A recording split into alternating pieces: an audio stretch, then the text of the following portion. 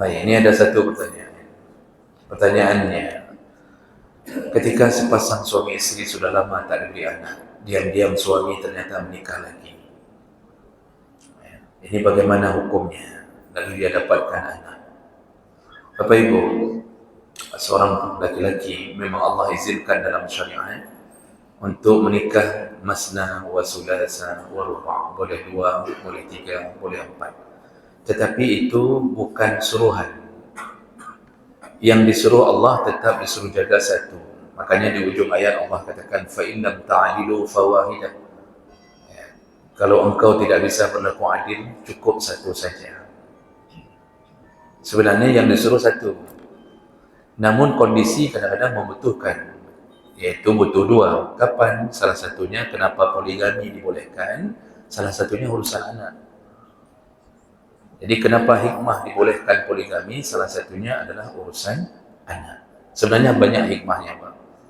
Ya, di antara hikmah lain, libido laki-laki itu tak pernah berhenti. Ya. Jadi syahwat laki-laki itu tak pernah berhenti karena laki-laki tidak mengalami menopause. Perempuan itu mengalami masa jeda. Begitu terjadi menopause, maka terjadi frigid, tak suka lagi anak-anak dia. Kalau dia lihat suaminya itu tidak ada syahwat, itu tak muncul. Yang ada cuma melihat isi dompet suaminya. Nah, dan itu sangat dimaklumi. Tapi laki-laki makin tua itu mengalami puber kelima kadang-kadang. Ya, nggak pernah berhenti itu libidonya. Maka ketika perempuan tak bisa mengimbangi laki-laki dalam libido ini, maka di saat itu salah satu yang Allah berikan izin, laki-laki boleh menikah lagi, yang tidak boleh berzina, yang tidak boleh jajan, dalam tanda kutip jajan orang.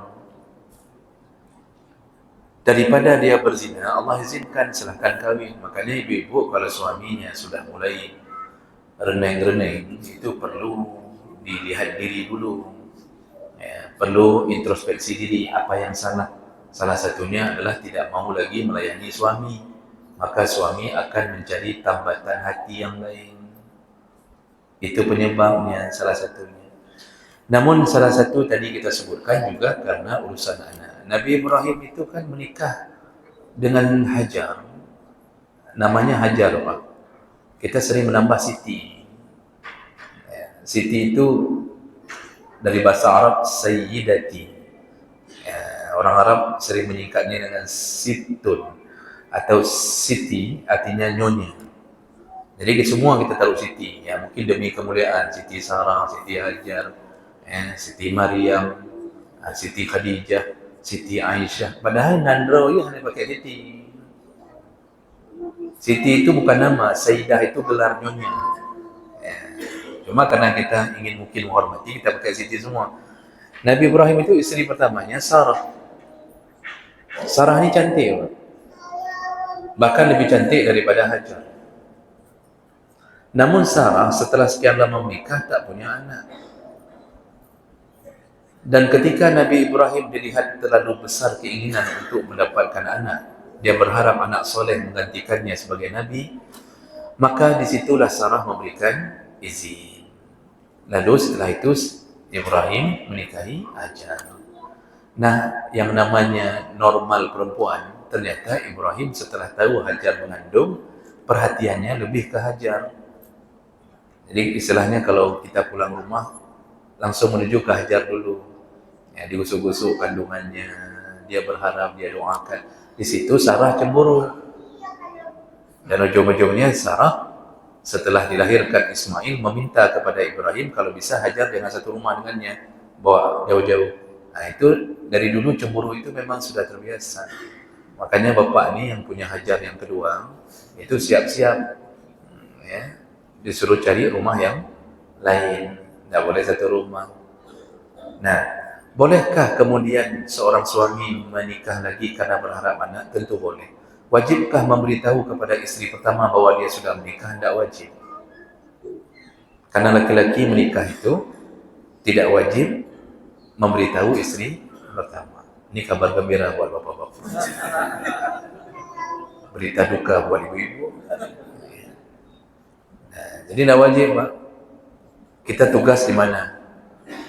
Di timur-timur. Tiba-tiba di sana nikah. Bolehkah? Boleh. Karena kita tidak butuh wali. Perempuan yang butuh wali. Makanya kadang-kadang ada yang model begitu. Namun ketika punya anak, hati-hati. Ada beberapa permasalahan yang terjadi kalau kita tidak beritahukan ke istri.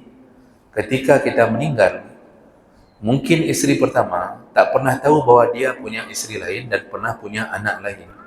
Ujungnya, dia tidak akan memberikan harta warisan. Jadi ketahuannya waktu meninggal. Jadi istri pertama masih yakin ini cuma suaminya, ini cuma dia istrinya. Tiba-tiba di depan jenazah ada 3 orang lagi yang menangisi jenazah. Ya, dipeluknya jenazah, diciumnya jenazah. Istri pertama nanya, ini dari mana ya ibu ya? Kata si ibu itu dari Pematang Siantar. Kok jauh kali datang dari Pematang Siantar lihat jenazah suamiku? Kata si istri, kata yang perempuan, ini suamiku. Ketahuan satu, pingsan. Bangun lagi, ada 1 orang lagi menangisi jenazah itu. Ini dari mana ya? Ini dari kedai gerobak. Kedai gerobak. Ini dari kedai gerobak bisa menangisi jenazah suami. Rupanya istrinya lagi, Pak, Masya Allah. Ujung-ujungnya ribut. Si istri yang selayaknya begitu mencintai suaminya, yang rencana mau mengantarkan jenazah ke kuburan, semenjak tahu itu jenazah dipang. Gajak ke kuburan. Kupikirkah duitnya hendak kawin. Jadi itu pertama sudah ribut dulu. Yang kedua berujung pada pembagian warisan. Istri pertama tidak akui, tidak ada itu. Pokoknya warisan tidak boleh bagi. Saya tidak pernah tahu dia punya istri lain. Saya tidak pernah tahu. Akibatnya apa? Terjadi dosa. Istri pertama kalau tak punya ilmu agama, dosa menahan-nahan harta. Dosa karena di sana ada anak-anak yang menerima wajib terima warisan ditahan oleh istri pertama. Istri pertama pun sakit hati. Akibatnya meruncing permasalahan bagaikan benang kusut tak lepas-lepas. Dan ini sudah sering, Pak. Sudah sering terjadi. Ada beberapa kasus yang diceritakan ke kami gara-gara ini. Ribut tak berujung. Ujung-ujungnya terjadi kezaliman. Nah, ini bahayanya. Maka bagusnya Bapak, ini yang mau merencanakan itu, bagusnya waktu kawin jangan kasih tahu. Karena kalau kasih tahu tidak jadi kawin, kan? Tapi setelah kawin kasih tahu. Tidak berani bicara langsung lewat telepon, karena nanti waktu dia tampar telepon, tidak dia tampar langsung suaminya. Oh, tidak berani lewat telepon, ya di WA saja. Di WA saja, Pak. Oh, masalah resiko si istri itu sempat pingsan 2 kali, ya gimana kita buat. Tapi syaratnya apa? Adil. Wajib adil. Dosa besar kalau berani menikah lagi tidak adil. Dosa besar. Rasulullah sampai mengatakan, di hari kiamat nanti ketika dibangkitkan orang-orang di padang mahsyar, ada sekelompok orang yang jalannya mereng. Ini bahunya mereng, Pak. Dia tidak bisa tegak, dia mereng jalannya. Lalu ditanya oleh sahabat, siapa itu ya Rasulullah kelompok yang ketika dibangkitkan di padang mahsyar jalannya singit, mereng? Apa jawaban Nabi? Mereka yang punya istri lebih daripada 1 lalu tidak adil kepada istrinya. Maka bapak yang sudah mulai mereng di dunia itu hati-hati. Kamu singit-singit ya apa? Itu kemungkinan ada bau-bau kayak gitu tuh. Tapi di akhirat betul-betul, dan itu sebagai hukuman marahnya Allah kepada begitu orang begitu. Dimerengkan itu menunjukkan dia tidak adil ke istri. Maka jangan kira mudah pekerjaan ini. Belanja itu harus sama. Sana 5 juta, di sini 5 juta. Kasih sayang harus sama. Di sana penuh, di sini penuh. Malam harus sama. Di sana 2 malam, di sini 2 malam. Yang sisa tidur menasab. Jadi kalau ada 7 malam, ada 2 istri, 3 malam istri pertama, 3 malam istri kedua. 1 malam lagi itu jatah tidur menasab. Harus adil betul. Kalau tidak, siap-siap menerima hukum Allah Subhanahu wa taala. Nah, ini pelajaran. Saya lihat nih di antara bapak ada yang tadi ngangguk-ngangguk. Iya Ustaz, iya Ustaz. Iya, alhamdulillah Ustaz, terima kasih. Kadang-kadang waktu pengajian kita tahu siapa pelakunya. Kan? Jadi begitu, boleh nikah, demi punya anak boleh. Tapi wajib diberi tahu karena efeknya akan panjang.